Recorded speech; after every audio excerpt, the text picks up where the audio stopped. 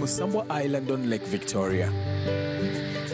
Home to over 150,000 birds, which give the island a rather particular sound. Down below them, on the ground, are much quieter beasts. Over 1,000 cobras roam the island in a unique example of coexistence with man. Do not beat any snakes. These are spirits of the island attached to our culture. Over 100 fishermen live on the island, and Emmanuel Katongole is the most experienced. He has lived here for more than 35 years. An old man of the sea, he has retired from commercial fishing. The 97-year-old is the custodian of long-held customs which forbid killing the snakes. The cobras are believed to be the spirits of the sacred island.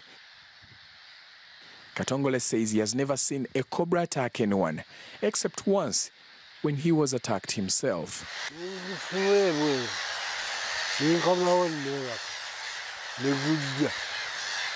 I must have angered the snake when I carried it out of the house so that I could sleep, but it crawled back in. I picked it up again and threw it out and then went to bed. Astonishingly, it crawled back in. This time I picked it up and it turned its head and bit me.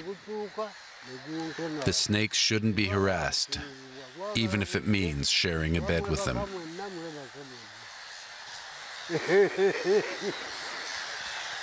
For that reason, the snakes move freely in and out of the wooden houses. The fishermen have no reason to panic. Some even think it's a blessing from the spirits. If it comes into your house, that's a spiritual visit. Just tell the snake you have no problem, and it will not cause you any trouble. The name of the island, Musambwa, means spirits.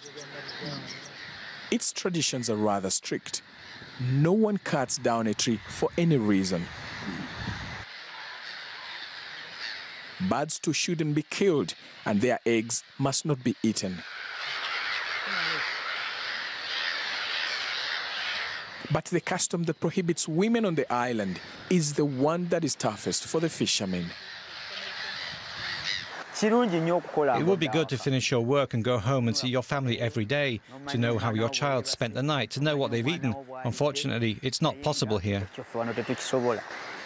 So Enoch Ntale has to leave the island at least once every 2 weeks to see his family.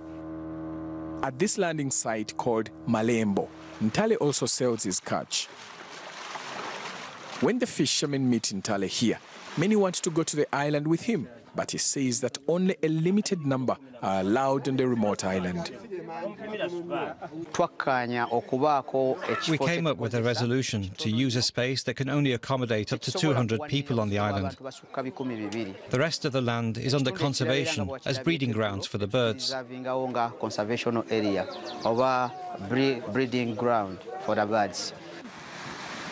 Traditionally, women do not fish in this part of Uganda. But some are curious about the forbidden island. If we were allowed to go there, it would be nice to set up a business there, but we can't do that.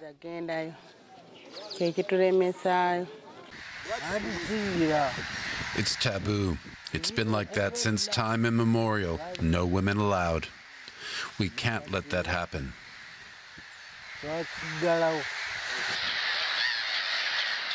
Katongole thinks that a large population would threaten the island's rich biodiversity.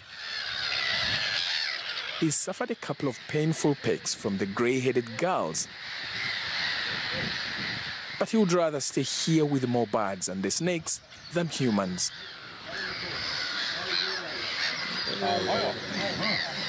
And as the fishermen set out for a night's catch, it's another chance for Katongole to watch over the sacred island as the sun goes down.